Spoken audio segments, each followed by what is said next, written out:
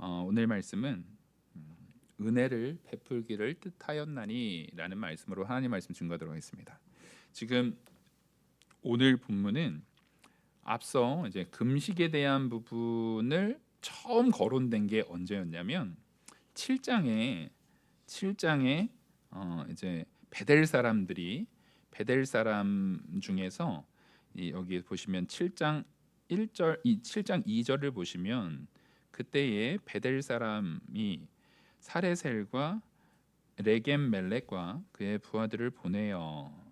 지금 그 베델 사람들이 그 부하들을 이렇게 보내 가지고 이제 베델 사람들의 이제 장로들, 베델 사람들의 대표자들이 지금 나온 겁니다. 나와 가지고 우리가 지금 지금 시점이 전에도 말씀드렸지만 한 2년 성전 건축이 다리오 왕 2년 6월 24일인데 지금 요 시점이 그때부터 한 2년쯤 지난 시점. 그러니까 완성되는 게 한 4년 걸리니까 그 중간쯤 왔을 때거든요.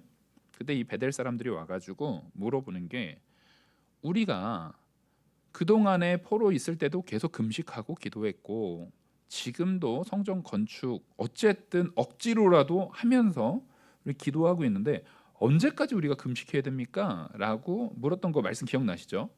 그때 하나님께서 이 스가랴를 통해서 말한 게 이제 8절 이제 9절을 보시면은 7장 9절입니다. 7장 9절을 보시면 만군의 여호와가 이같이 말하여 이르시기를 너희는 진실한 재판을 행하며 서로 인애와 긍휼을 베풀며 과부와 고아와 나그네와 궁핍한 자를 압제하지 말며 서로 해하려고 마음에 도모하지 말라. 지금 이 말씀을 하셨죠. 근데 이게 오늘 읽은 것과 거의 내용이 똑같습니까? 안 똑같습니까? 똑같아요. 같은 말을 하고 있는 거예요. 지금 7장의 설교가 8장에 다시 한번 되뇌어지는 겁니다. 다시 한번 되뇌어지는데 그럼 이 말씀은 미가 6장에서 나왔던 말씀이거든요. 그러니까 지금 이스라엘이 왜 멸망했는지를 말해준 거고 그때 제가 말씀드렸듯이 하나님께서 그 선지자들을 보내가지고 정말 매번 선지자들을 보내서 이 네 가지 여기서 말하는 그 네 가지라는 거 크게 보면은 정의롭고 공의롭게 거짓말하지 말고 다른 사람 위험에 빠뜨리지 말고 정직하게 살라라는 거예요. 그래서 오늘 본문에서 이렇게 말하고 있는 거죠. 오늘 본문을 보시면 하나님께서 14절에 만군의 여호와가 이같이 말하도나 너희 조상들이 나를 경노하게 하였을 때 이 경노했던 이유가 뭡니까? 아까 그 이유입니다. 내가 왜 경노했냐면 따라하겠습니다. 하나님 말씀을 순종하지 않아서.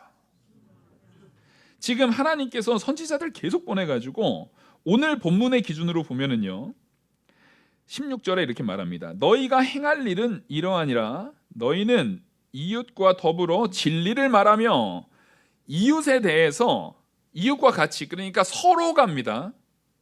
서로가 진리를 말해야 되는 거예요. 이거 뭐 하지 말라는 겁니까? 거짓말하지 말라는 거예요. 서로 속이지 말라는 거예요. 지금 내가 왜 진노했었는지를 너희들이 잘 봐야 된다. 니네들이 거짓말을 너무 많이 한다. 너무 거짓되다.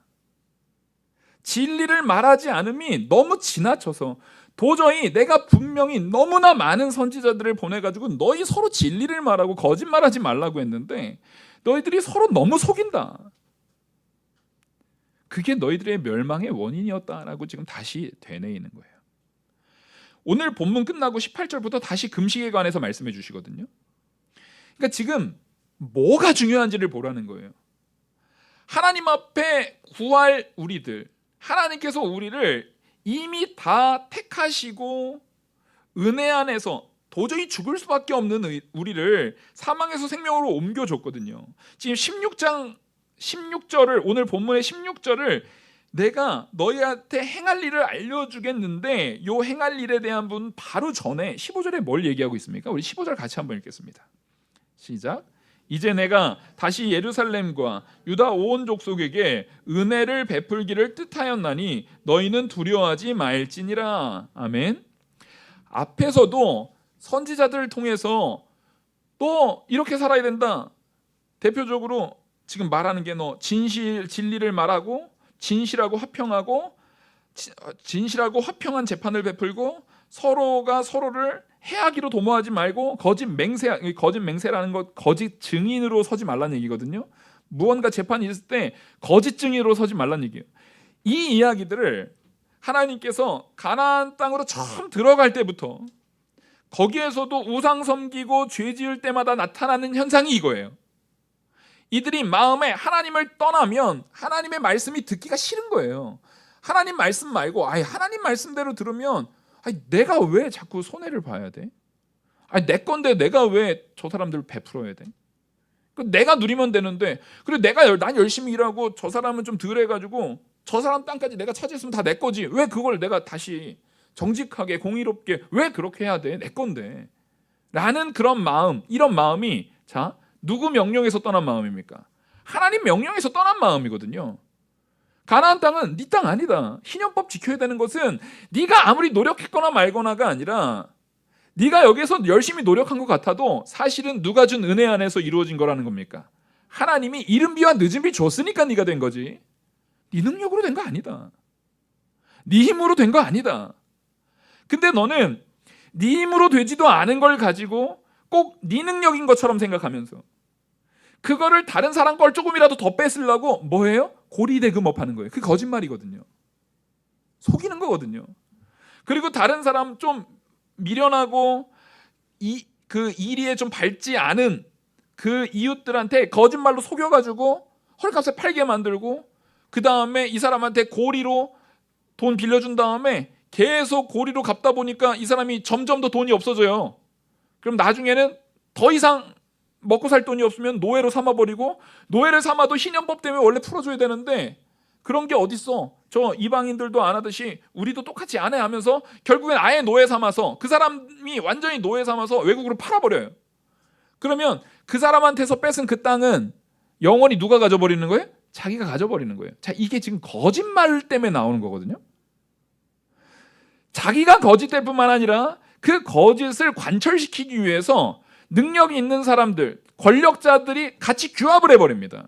권력자들은 그들한테 돈을 받고 그 돈을 받은 바대로 악한 재판을 해서 하나님께서 주시는 화평을 누리는 것이 아니라 개개인의 이익을 위해서 속이는 일에 전혀 주저하지 않는다는 거예요. 분명히 이스라엘은 누구의 은혜로 세워진 나라입니까? 하나님의 은혜로 세워진 나라입니다. 그래서 하나님께서는 너희들이 이 땅에 살 거면 내 법 안에서 살아야 된다. 그걸 처음 들어올 때부터 알려주셨어요. 언제부터요? 처음에 그 가나안 땅으로 들어가기 420년 전에 이미 알려주셨어요. 누구한테요? 아브라함한테요. 아브라함은 가나안 땅, 이 땅이 자기가 될 거라고, 아브라함이 마지막 죽을 때는요, 자기 아내랑 자기 묻힐 그 무덤밖에 소유를 못했을 때도 하나님께서 너희 자손 이 땅에, 너희 자손이 이 땅을 차지할 거다라고 말해줘요. 근데 그때는 아직까지는 때가 안 됐을 뿐이에요. 근데 주는 이유가 뭡니까? 이 사람들이 내 말을 어기고 죄악이 너무 많아서 그 사람들을 내어 쫓고 나중에 여기가 너희 땅이 되게 한다. 가나안 사람들도 사실 누구의 은혜로 그 땅에 있었던 겁니까? 하나님의 은혜로 있었던 거예요. 근데 하나님 말씀에서 떠나니까 하나님께서 내쫓아버리고 이스라엘 백성을 그 땅을 차지하게 하신 거예요. 심판의 내용이고 은혜의 내용이에요. 근데 이스라엘도 너희도 저 가나안 백성들처럼 우상 섬기고 거짓되게 하나님 말씀의 뜻에서 떠나면 어떻게 한다고요? 너희도 쫓아내버린다. 하나님께서 은혜를 주실 때에 명령하신 말씀이에요. 이 말씀 안 지켜서 이스라엘이 망했어요. 멸망했다가 70년 포로 생활이고 다시 돌아와서 하나님께서 지금 다시금 뭘 주는 거냐면 기회를 주시는 거예요. 다시 회복해서 기회를 주셔서 14절에는 내가 재앙을 내리기로 뜻하고 라고 했던 것은 하도 죄악이 너무나 심하니까 이 사람들을 완전히 뼛속까지 뜯어 고치려면 적어도 니네 포로 생활 70년은 내야 된다. 이거 웬만큼 혼내서는 도저히 안 되는 거예요. 그래서 70년 포로 생활을 하게 만든 겁니다. 여러분, 우리는 뭘 봐야 되냐면요, 이렇게 혼나기 전에 정신 차려야 되는 거예요. 그렇게 돌아와서는 바로 15절에는 하나님께서 뭘 또 선언하시냐면 완전 정반대로 분명히 뜻하다 하나님이 뜻하셨다 하나님이 뜻하셨다를 얘기하는데 그 뜻하심이 완전히 반대가 돼요. 다시 예루살렘과 유다 족속에게 은혜를 베풀기로, 아까는 재앙을 내리기로 뜻을 정했지만 이제는 은혜를 베풀기로 뜻을 정해가지고 포로에서 돌아오게 만들었어요. 그럼 이게 뭡니까? 새 생명을 얻은 겁니다. 새롭게 구원을 얻은 거예요. 지금 우리가 그래요. 예수 믿기 전에 죄악된 삶을 살아갈 수 있어요. 근데 예수 믿은 이후에 우리의 삶은 어때야 됩니까?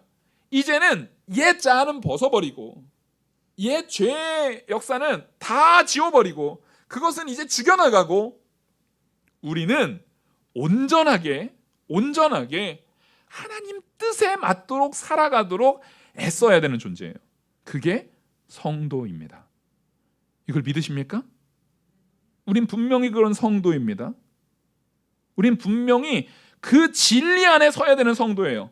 그 성도들에게 하나님께서 16절에 말하는 거예요. 너희가 행할 일은, 이제 너희 정신 차렸지? 너희 죄로 인해서 재앙 가운데 놓여져 있던 너희를 내가 다시 은혜 베풀기로 뜻을 정해가지고 돌이켜 세웠다. 너희들이 이제는 예수 믿는 자가 됐다. 너희들이 이제 구원받은 자가 됐다. 그러면 구원받은 너희가 행할 일은 이러하다라는 겁니다. 그러니까 성도가 행할 일에 대해서 지금 분명히 말하는 거예요. 이 시대가 왜 멸망했습니까? 사회 전체가 악을 행했기 때문에 그래요. 사회가 아예 구조적으로 공의가 없어요. 구조적으로 거짓말을 해요. 구조적으로 하나님 말씀을 실천하기는커녕 하나님의 말씀을 실천하기를 싫어해요. 구조적으로 하나님을 떠나요. 그러면서도 뻔뻔해요. 하나님의 말씀은 죽어라고 안 들으면서 자기가 되게 대단한 줄 알아요. 자기가 뭐라도 된 줄 알아요. 맨날 거짓말하면서 그 거짓이 거짓된지도 스스로 깨닫지도 못해요. 그래서 멸망했습니다. 근데 하나님이 그 멸망에 그냥 내버려 두시지 않으시고 다시 기회를 주면서 그동안의 선지자들을 통해서 이야기했던 그 원인을 사실 오늘 본문은 다시 리마인드 시켜주는 거예요. 다시 일깨워주는 거예요. 여러분, 거짓이라는 게요, 지금 이 말씀은 딱 오늘날 우리를 향해서 얘기하는 것 같습니다. 우리 사회를 보십시오. 일단 거짓으로 그 순간만 모면하고 나면 그만이다라는 사고방식이 너무나도 팽배합니다. 우리는 뭘 통해서 알 수 있어요? TV만 틀면은요, 정치인들이 당장에 지키지도 못할 거짓말을 해요. 이건 뭐 어느 당 말할 것도 없습니다. 아닌 사람을 찾기가 어려워요. 일단 거짓말을 합니다. 그리고 뽑히고 나면 모르세요 합니다. 어디 갔는지도 모르겠어요. 뭐 하고 있는지도 모르잖아요. 어디나 어떻게 그렇게 일관되게 똑같은지 모르겠어요. 연예인들도 마찬가지입니다. 일단 뭔가 혐의가 딱 됐으면 분명히 했거나 안 했거나 아니에요. 근데 일단 처음에는 무조건 뭐 합니까? 아니라고 발뺌합니다. 그리고 들키면 에이 들켰네? 그리고 갑자기 활동 정지해버려요. 여러분, 그거 사회가 그래버리는 거예요. 그렇게 안 들키면 그냥 돈 벌고 사는 거예요. 하도 정치나 연예계나 스포츠나 무슨 뭐 기업의 총수들도 마찬가지죠. 들키지만 않으면 일단 괜찮은 거예요. 나중에 들키면 그제서야 슥 나라를 떠나버리거나 슥 이민 가버리거나 아니면 슥 잠깐 가만히 있다가, 이상하죠. 우리나라는 그러고 있다가 조금 지나면 사람들이 그 사람이 다시 막 연예인으로 활동을 하든 정치인으로 활동을 하든 이상하게 아무렇지도 않아요. 왜 그런 줄 아십니까? 우리 사회가 고질적으로 거짓된 사회가 돼버려서 그래요. 근데 그게 우리도 그래요. 여러분, 제가 자주 말하는 말씀이 있어요. 아유, 성도도 사람인데, 그거의 가장 악한 버전, 목사도 사람인데, 목사가 열심히 거짓말 해놓고서 목사도 사람인데 어디서 그런 소리 합니까? 오늘 말씀을 보면 그런 소리 하면 돼요, 안 돼요? 할 수 없다라고 말하는 거예요. 그럼 멸망시켜버리겠다는 거예요, 하나님이. 목사인 내가 죄를 지어서 그것이 드러났으면 아유, 나도 사람이니까 어쩔 수 없었다라고 말할 게 아니라 그 자리에서 납작 엎드려서 내가 거짓을 했습니다. 내가 죄를 지었습니다. 내가 잘못했습니다라고 말해야 되는 것이지, 무슨 거기서 말도 안 되는, 나도 사람인데 어떻게 그런 소리가 나옵니까? 어떻게 그런 말 같지도 않은 소리가 나옵니까? 적어도 성도가, 안 믿는 사람들이야 하나님의 법과 상관없는 자들이니까 그럴 수 있다 치죠. 근데 어떻게 성도가 그럽니까? 더욱이 어떻게 목사의 직분을 가지고 그럽니까? 죄를 진 게, 내가 잘못 말한 게, 내가 거짓말한 게 드러났으면 납작 엎드려야 됩니다. 잘못을 시인해야 되는 겁니다. 잘못했음을 그 앞에서 이건 내가 틀렸습니다. 실수할 수 있죠. 말하다가 말을 실수할 수가 있는 거예요. 뭔가 틀렸을 수도 있어요. 그러면 이건 제가 틀렸네요. 이건 내가 옳지 않았네요. 이건 내가 잘못 이해하고 잘못 깨닫고 혹은 무지해서 혹은 그때 내 욕심에 의해서 무언가 잘못된 것을 제가 말했는데 이건 제 잘못이 맞습니다. 이것은 제가 틀린 것이 맞습니다. 이것은 제가 잘못 말한 것이 맞습니다. 그걸 정확하게 분명하게 세워야 합니다. 어떻게 자기가 분명히 여기서 이렇게 말해놓고 저기 가서는 이렇게 톡 말하고 뻔뻔하게 작년에 말한 거 가지고 이번엔 또 다르게 말하고. 여러분, 그럴 수 없는 거예요. 있어서는 안 되는 것이고, 우리가 그런 거를 그냥 넘어가 주니까 이 사회가, 정치가, 연예계가, 뭐가, 모든 것들이 다 망가지고 있는 겁니다. 옳지 않으면 옳지 않은 것으로 분명히 회개하도록 해야 되는데, 그냥 쓱 지나가면 쟤도 사람인데 그래도 쟤는 거짓말 해놓고 돈은 많이 벌었네 하면서 그걸 오히려 부러워하고 있어요. 거짓말로 돈 번 걸 왜 부러워합니까? 사기쳐서 돈 번 걸 왜 부러워합니까? 우리가 마음속에 그런 완악함이 있어서 그래요. 이 순간 사람들한테 내가 거짓으로 내 스스로가 인격적으로 부족해지고 인격적으로 부끄러움을 당하더라도 일단 이 거짓말 한마디로 내가 큰 돈을 벌 수만 있으면 한 번 창피 당하지 뭐 하고 다른 나라로 가버리면 되지 뭐. 이런 마음들. 이건 뭐냐면 눈앞에 있는 것만 속이고 끝내겠다라는 거예요. 그 사람의 인생에는 하나님의 역사하심은 있어요, 없어요?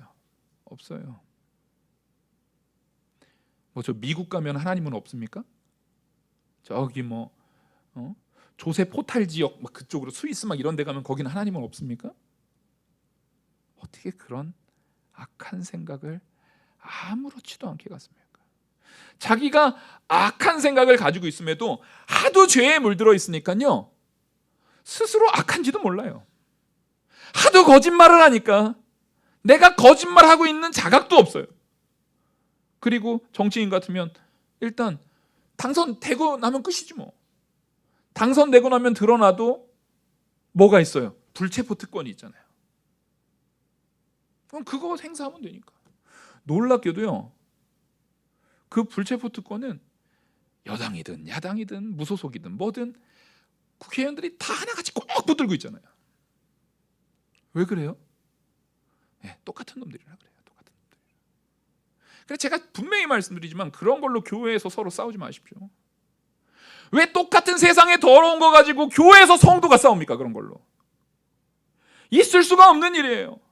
오히려 교회에서는, 성도는, 적어도 나는 거짓에서 내가 어떻게 하면 더 떠날 수 있을까를 고민하셔야 돼요. 어떻게 하면 더 거짓과 멀어질 수 있을까를 고민하셔야 돼요. 내가 혹 거짓을 했다면 내가 어떻게 해야 더 정중한 사과가 될까? 어떻게 해야 내가 그것을 더 철저하게 사과를 할까를 고민하셔야 되는 거예요. 그래서 잘못된 거짓을 바로잡으려는 마음도 진실인 겁니다. 여러분, 자기가 거짓말 해놓고서도 다른 사람들이 싹 잊을 때까지 기다리는 거는 그 진실한 겁니까? 그 진실한 거 아닙니다. 시간 지나면 있겠지? 그거 진실한 게 아니에요. 하나님 앞에 드러나 있잖아요. 하나님 앞에서 나를 두시고 생각하셔야 됩니다. 하나님 앞에서 회개할 건 회개하시고 하나님 앞에서 돌이킬 건 돌이키시고 하나님께서 나를 보고 계시다라는 기준 안에서 고칠 걸 고치셔야 되는 것입니다. 그리고 두 번째로 이렇게 말합니다. 너희 성문에서 진실하고 화평한 재판을 베풀고. 자, 진실하고 화평을 같이 하고 있어요. 앞에 기본적으로 첫 번째 거짓이 일단 전제되면 화평한 재판은 일어날 수가 없다는 얘기예요. 첫 번째 그 거짓, 첫 번째 그 진리를 말하는 것, 거짓말하지 않고 진리를 말하는 것이 전제되지 않으면요, 화평한 재판은 아예 있을 수도 없어요. 어떻게 분명히 둘 중에 하나는 거짓말일 텐데 둘 다 똑같이 거짓말을 해요. 똑같이 거짓말하고 끝까지 우겨요. 나중에 결판 나야 에이씨 들켰네. 이게 뭔 짓거리입니까 이게. 한동안 너무나 황당한 이야기들이 있었어요. 제가 청년 사역을 하고 있는데 청년애가 자기 친구가 지금 큰일 났다는 거예요. 무슨 큰일이 났냐 그랬더니 진짜 이게 이런 일이 있을 수가 있냐고 하면서 큰일 났다는 거예요. 요즘 대학생들이 성적으로 좀 문란하지 않습니까? 막 사귀기만 하면은 당연히 뭐 여행도 가고 성관계도 갖고 막 이러는 거예요. 여러분 이거 정말 악한 거거든요. 근데 사회가 너무 악해졌어요. 근데 이게 얼마나 더 악하게 흘러버리냐면 남자 청년애가 와서 목사님 진짜 이거 법적으로 어떻게 제가 법을 어떻게 알아요? 근데 묻는 게 이거예요. 자기 친구가 사귄 여자친구가 있대요. 근데 아마 의뢰 안 믿는 청년들이니까 이제 뭐 문란하게 서로 이제 관계를 가지면서 연애를 했나 보죠. 근데 어느 날 헤어지게 됐나 봐요. 헤어지게 돼가지고 이제 서로 헤어진다라고 했는데 그 여자애가 마음에 악의를 뭐 품었는지 나 저 남자애한테 강간당했다. 그래가지고 고발을 했는데 그게 너무나 황당한 게 그 여자애가 하는 말이 무조건 100% 증거로 확정이 돼버린대요. 어떻게 그런 일이 있습니까? 서로 똑같은 일이 있어도요, 한 명이 거짓되게 진술을 하는 것이 한 개인의 인생을 완전히 망쳐버릴 수도 있는 거예요. 그래서 걔가 그거 가지고 뭐 시간을 오래 끌고 변호사 하고 뭐 그러면은 뭐 나중에 무죄가 나올 수도 있기도 하겠죠. 근데 유죄가 나올 가능성도 높은 거예요. 근데 그 법적 공방을 가는데 적어도 뭐 4년, 5년, 막 6년 이렇게 걸린답니다. 그럼 그 남자애가 군대 갔다 와서 그 24이었는데 그때부터 6년 지나면 30살 때까지 그거 법적 공방해야 되는 거예요. 그리고 걔는 학교에서도 저 강간범으로 찍혀버리는 거예요. 그 인생이 어떻게 됩니까? 내 분을 갚기 위해서는 거짓말로 한 사람의 인생을 완전히 망쳐버려도 아무렇지도 않은 시대가 돼버린 거예요. 뭐 남자가 여자랑 바뀌어서는 다릅니까? 헤어지자고 하니까 남자애가 자기 분을 못 참고 여자를 폭행해버립니다. 데이트 폭력, 헤어지자는 이유했다고 막 병으로 얼굴을 해가지고 얼굴 자체를 함몰시켜버리고 막 이런 일들이 일어납니다. 무서워서 누구 만나는 것도 쉽지가 않아요. 그 자기 분에 못 이겨서 그 가족까지 다 죽여버리는 일도 일어납니다. 왜 그렇습니까? 자기 마음만 중요한 거예요. 자기 마음만 중요한 거예요. 그러니까 그 안에 나의 거짓된 마음, 네가 나를 기분 나쁘게 해? 네가 나를 화나게 만들어? 그럼 나 안 참아. 네가 잘못을 했든 안 했든 내가 기분 나빴으니까 넌 나쁜 놈이야. 너의 그 행동이 나를 기분 나쁘게 만들었으니까 무조건 너는 내가 거짓말을 해서든 폭력을 가해서든 뭘 해서든 너의 화평을 뺏어버리려는 그런 것들이 재판까지 가게 되는 거예요. 얼마든지 거짓말을 해버리는 거예요. 얼마든지 상대방의 인생을 망치는 일에 있어서 여러분 주저함이 없습니다. 그게 이스라엘에도 똑같았어요. 다른 사람을 노예 삼고 다른 나라로 팔아버리는 데 있어서 전혀 주저함이 없듯이 오늘날 우리 사회가 그래요. 여러분 우리가 지금 하나님이 없는 사회를 살고 있습니다. 근데 성도인 우리에게도 그런 진실이 없는 화평한 재판이 전혀 베풀어지지 않는 그런 모습들이 있지 않습니까? 예를 들어서 교회 안에서 여러분 절대 하면 안 되는 것이 뭐냐면, 누가 그랬대던데? 누가 뭐 했대던데? 그게 그랬잖아. 내가 그럴 줄 알았어. 그 전에도 보니까 그러던데. 여러분, 교회에서는 절대 그런 말 안 하시는 거 아니에요. 교회는 죄악이 있었던 사람이라 할지라도 하나님이 변화시키는 역사가 일어나는 공간인 줄 믿으시기 바랍니다. 우리도 그래서 이 자리에 있는 거예요. 걔 옛날에 그랬잖아. 걔 옛날에 어쨌잖아. 그때 저랬었잖아. 만약에 그걸로 따지면은요, 우리 중에 누가 용서받습니까? 우리 중에 누가 설자가 있습니까? 들키지 않으면 그만입니까? 누구는 알고 계시는데요? 하나님은 알고 계시는데요. 그래서 우리는요, 하나님 앞에 진실하게 나의 잘못이 있으면 내놓는 거예요. 하나님 앞에 진실함을 추구하고 교회 안에서도 언제나 화평을 추구하기 위해서 남의 허물이 있으면 내가 그럴 줄 알았어. 그랬던데, 그랬던데 없는 것까지 만들어가면서 그랬을지도 몰라. 그 사람이면 그러고도 남은 인간이야. 이런 소리를 할 게 아니라 함이 되지 마시고 우리는 그 허물을 덮을 줄 알아야 합니다. 하나님이 공의의 심판을 내리실 줄 믿고 저는 그 사실에 대해서 알지 못하니까 저는 말하지 않겠습니다.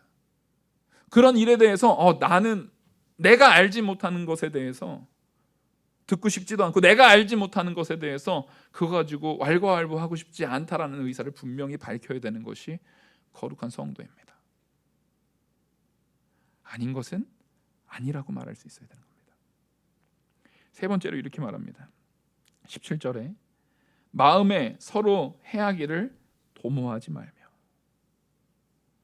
지금 내 이익을 위해서는, 혹은 내가 저 사람이 기분 나빠, 저 사람 때문에 내가 마음에 상처를 받았거나, 내가 저 사람 때문에 내가 모욕을 받았거나, 혹은 그 상대방은 알지도 못하는데 그냥 어떤 요소 하나가 기분이 남아가지고 그 빈정상함을 마음에 계속 두고 있는 거예요.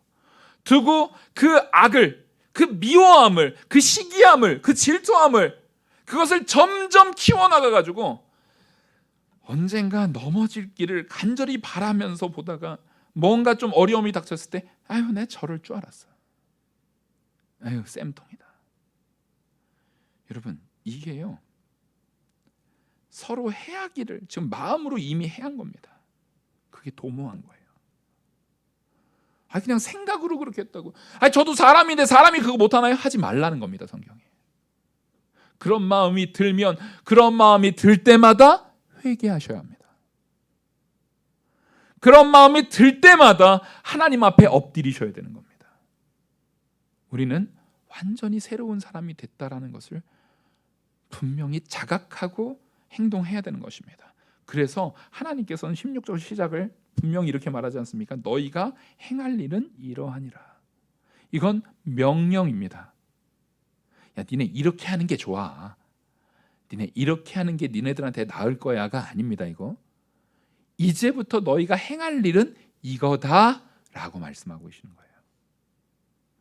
남에 대해서 시기하는 마음, 미워하는 마음, 질투하는 마음, 투덜대는 마음, 다투는 마음, 이런 마음이 있다면 여러분, 하나님 앞에 철저히 회개하고 그것을 더 이상 내 마음에 도모함으로 두어서는 안 된다는 것입니다. 이걸 깨지 못하니까 우리 믿음이 자라나질 않는 거예요. 이걸 해결하지 못하니까 믿음이 성장하질 못하는 거예요. 이걸 분명히 뽑아내셔야 합니다. 이게 이스라엘을 망하게 한 거예요. 그리고 마지막 네 번째가 거짓 맹세를 좋아하지 말라. 아까 거짓 증인이에요. 이때 당시에 뭐가 있었냐면, 요즘에는 막 과학 수사 같은 게 있고, 요즘에는 증거가 막 이제 사람이 거짓말을 했어도 그게 막 과학 수사라든가 이런 증거 막 이런 걸로 드러나는 사례가 굉장히 많아졌잖아요. 근데 과학 수사가 발전했어도 아직도 완전히 밝혀낼 수 있는 게 채 50%가 안 된대요. 그나마 과학 수사가 발전돼 가지고 옛날에 연구 미제를, 미국 같은 데는 아마 연구 미제를 뭐 기한을 안 두고 놔두나 봐요. 그게 과학수사가 발전하면서 옛날에 덮었던 게 해결되는 사례가 요즘에 많이 있어도 그래도 이게 완전하지 못해가지고 뭐 50%도 안 되나 뭐 그렇대요. 근데 이 시대는요, 그런 수사가 있습니까 없습니까? 무언가를 판결할 때 반드시 뭐에 의존할 수밖에 없어요? 증인에 의지할 수밖에 없어요. 증인에 의지할 수밖에 없어요. 아까 그 여학생이 나 강간당했습니다 라고 말하는 것이 바로 이 거짓 증인이 되는 거예요. 스스로가. 거짓말은 결국 스스로를 거짓 증인으로까지 연결해버리게 됩니다. 근데 그 거짓 증인은 무슨 의도가 있는 거냐면 저 사람이 망했으면 좋겠는 의도가 있는 거예요. 살인의 의도가 있는 거예요. 그래서 당시에 무슨 법이 있었냐면요, 너 거짓 증인을 하냐? 신명기에 이렇게 얘기를 해요. 누군가가 거짓 증인을 해서 그 사람이 10년형을 받으면 그 거짓 증언한 사람에게 10년형을 내리게 돼 있고, 만약에 거짓 증언의 결과가 그 사람이 사형을 당하는 거면 거짓 증언한 사람을 사형을 시키라고 돼 있어요. 왜냐하면 그 거짓 증언한 사람은 그 사람이 받는 형량을 뭐 한 거예요? 의도한 거예요. 여러분, 모르겠으면 모른다 하셔야 되는 겁니다. 본 것에 대해서 해야지. 내가 저 사람 싫어하니까 내가 저럴 줄 알았다니까. 내가 잘은 모르지만이면 말을 하지 말아야 되는 거예요. 근데 그 사람 옛날에도 그러지 않았나? 막 이런 식의 말들, 카더라 하는 말들, 정치인들이 잘하는 말이잖아요. 여러분들 정치인도 별로 안 좋아하시면서 왜 이렇게 그걸 따라합니까? 뉴스 좀 그만 보세요 이제. 뉴스가 유해 프로그램이 된 것 같아요. 유튜브도 좀 그만 보시고요. 성경 보세요. 로마서 보세요. 로마서. 지금 상품도 많이 준비되어 있는데.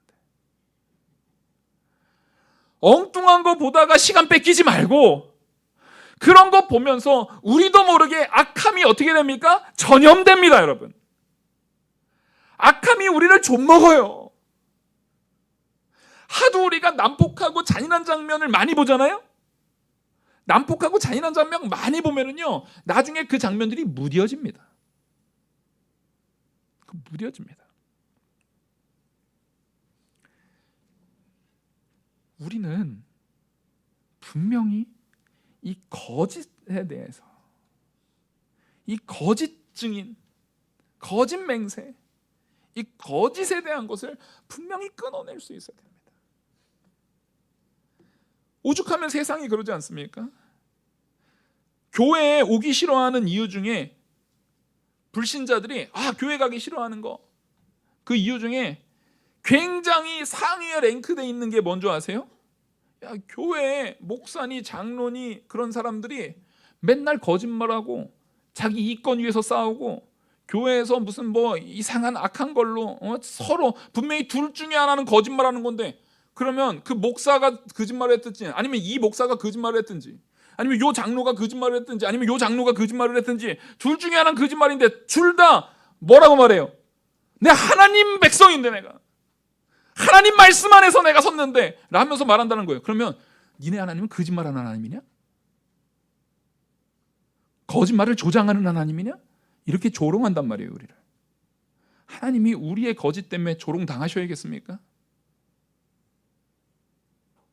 어떻게 목사라고 말하면서, 어떻게 장로라고 말하면서, 어떻게 교회의 성도라고 말하면서 거짓말하는 것을 전혀 두려워하지 않아요. 그게 바로 멸망당하기 전 이스라엘의 모습이었습니다. 그래서 하나님이 멸망시켜버렸어요. 제가 볼 적에는 하나님이요, 이미 한번 겪으셨기 때문에 몇 번 겪으셨잖아요.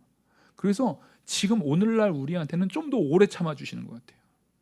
이때 상황으로 하나님께서 딱 적용했었으면 우리 지금 벌써 멸망당해야 돼요. 지금 좀 오래 참아주시는 것 같아요. 그러면 여러분들도 저기 솔로몬처럼 나 살아있을 동안만 환난 안 오면 된다. 히스기야 왕처럼 저 있을 때 심판 옵니까? 너 때는 아니다. 다행입니다. 감사합니다. 이럴 겁니까? 나 때만, 나는 뭐 이제 거의 다 살았으니까 나 때만 그 환난 안 오면 되지. 그러고 정말 사실 겁니까? 우리의 거짓됨이 축적된 것이, 우리의 거짓됨이 쌓인 것이 내 자녀 때 완전히 악의 열매를 맺히고 악의 더러운 꽃을 맺혀서 그 더러움이 당연한 시대로 사회를 망가뜨릴 겁니다. 하나님께서는 그 더러운 죄악의 상황 속에서 우리를 건져내시려고 분명히 선언하셨습니다. 은혜 베풀기를 내가 뜻하였나니. 우리에게는 기회가 주어졌습니다. 적어도 세상이 거짓을 하더라도, 적어도 성도인 내가, 목사인 내가, 장로인 내가, 집사인 내가, 권사인 내가, 성도인 내가 하나님 앞에 정직하게, 혹 나에게 정직함이 온전하게 세워지지 못했던 요소가 다른 사람보다 누가 제일 먼저 발견할 수 있어요? 자기 스스로가 제일 먼저 발견하잖아요. 그러면 그때마다 회개할 수 있는, 나한테 은혜 베풀기로 뜻을 정하신 하나님이 기뻐하시는 바대로, 하나님의 말씀대로, 하나님이 우리에게 명령하신 너희가 행할 일은 이러하니라 라는 말씀대로 살아가는 저와 우리 모든 성도인들 되기를 간절히 축원합니다. 기도하시겠습니다.